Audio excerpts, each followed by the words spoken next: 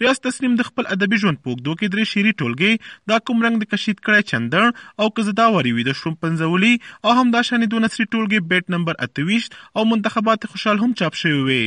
لیکوال او شاعر او داروخات تسنیم نږدې ملګری عثمان السیار د تسنیم د شاعرۍ په اړه وویل ریاض تسنیم د جدید غزل په ټولو غوښتنو ښه پوهېده، د وطن ستونزې درک کړې وي او په خبره چې هغه د جدید غزل په سرخیلانو کې راځي. ریاض تسنیم د مرګ په داسې المناک او دردناک وخت باندې دغه په شعر فن یا دغه په خدماتو باندې خبره کول ډیر زیاته مشکله ده.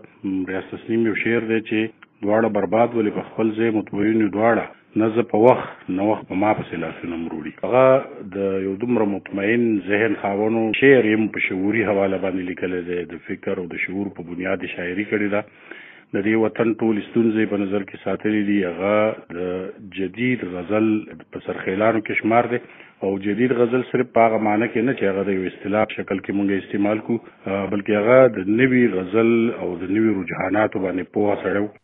اروخت تسنیم د خپل تخلیقي استعداد او زرخیز تخیل په مرسته نه یوازې د کراچۍ د رڼاګانو په ښار کې بلکې په لرې او برې پښتونخوا کې د خپل غزل څراغ داسې روښانه ساتلی و چې رڼا یې د پښتو معاصر شعر په چاپیریال کې تر هره ځایه رسېدله. تسنیم له ژوند سره د مینې له خپلې خاورې سره د وفا او د مزاحمت شاعري په داسې ژبه کړې چې د لوستونکي په ذهن کې ضرور نقش پرېږدي. اروخت تسنیم تل په خپلو شعرونو کې د ویدو خلکو د ویښتیا سپېڅلې مبارزه وکړه. شاعر او لیکوال طاهر ځلاند هم په دې باور دی چې اروخت تسنیم د پښتو شاعرۍ په روان بهیر کې خپله لار درلوده او په خبره چې د هغه په شاعرۍ کې یو قوي او سوچه مفکوره درلوده او د خپلې ټولنې عکاسي کوله. ریاض تسنیم د پښتو د شاعرانو په هغه قطار کې ولاړ شاعر او تخلیقکارو چې خپل لارې درلوده چې په ډیرو ځوانانو کې د هغې د ساب د پیروي نښې نښانې ښکاري. ریاض تسنیم یو داسې شاعر و چې د هغه د لیک په شا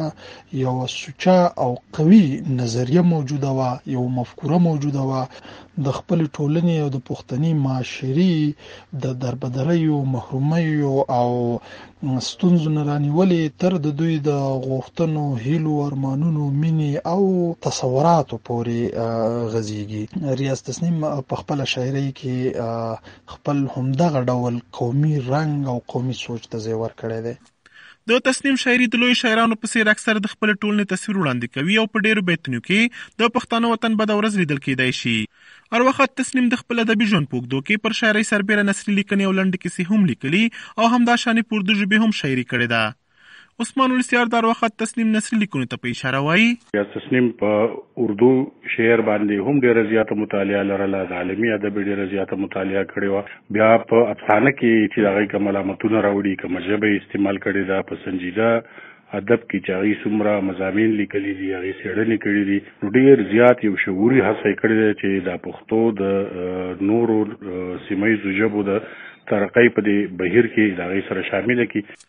اروخت تسنیم پر شاعرۍ سربیره په پښتو ادب کې کره کتنې ته هم ډېر خدمت ترسره کړی دی. طاهر ځلاند د کره کتنې په لړ کې د ریاض تسنیم هڅې په دې ټکو یادوي. له دې ورخوا ریاض تسنیم یو ډېر سترګور نقاد او کره کتونکی و.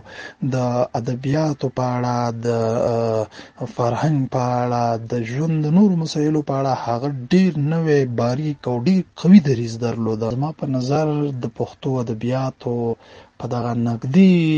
څو لسیزو کې تسنیم یو له څو په شمار د هغه کسانو څخه دی چې د ده له نوم پرته زموږ د پښتو ادب په ځانګړې توګه د تېرو 40 کالو ادب په تاریخ اروخت تسنیم خپل یو اثر بیت نمبر 28 څو کاله مخکې د خپلې ناروغۍ پر مهال په روغتون کې لیکلی و او د خپلې ناروغۍ کیسه یې په ډېر هنري انداز پکې کړې ده. لیکوال او شاعر میر احمد یاد چې په کراچۍ کې له تسنیم سره په ادبي ناستو کې برخه اخیستې او دغه اثر یې لوستی د تسنیم لیک ځانګړی او رخیص بولي او وایي په نثر کې د دې یو کتاب چې دی هغه 28 بیت په نوم باندې دی چې هغه د ناروغۍ راپورتاژ دی. دا ډېر داسې ظریف مزاحنګار مو ډېر ظریف طنز وکوي، نه په هغه کې چې ته ولولې ډېر ظریف طنز یې پکې کړی دی. بیا د دې ترڅنګ په هغه کې ډېره ژوره تراژیدي پرته ده، په هغه کې ډېر عجیب رومانیت پروت دی که نه. نو د ده چې څنګه شاعري داسې ډېر اړخونه لرل څومره چې شاعري د خوندور او هغه د کلاسیک لهجه پکې او د پښتو د سوچه شاعري خوږواله پکې همداسې د په نثر کې مو خو د دې ټولو خبرو نه ټول موږ دا راستل شو چې تصنیم نه د نثر سره نه د شاعري سره او نه د ادب سره په ټوله کې نه د کرکټن سره د سرسري چلن نه دی کړی بلکې دا ټول د یو مسولیت په توګه منل او د یو مسولیت په توګه تر سره کړی. د پښتو د روان شعري بهیر دغه سرخیل شاعر په مړینه په لروبر کې پښتنو لیکوالو او شاعرانو د خواشینۍ او خپګان ښودلو ترڅنګ هغه ته د عقیدت په ځایونو د وړاندې کولو په پار د هغه د یادغونډو په جوړولو تابیا هم کړې ده.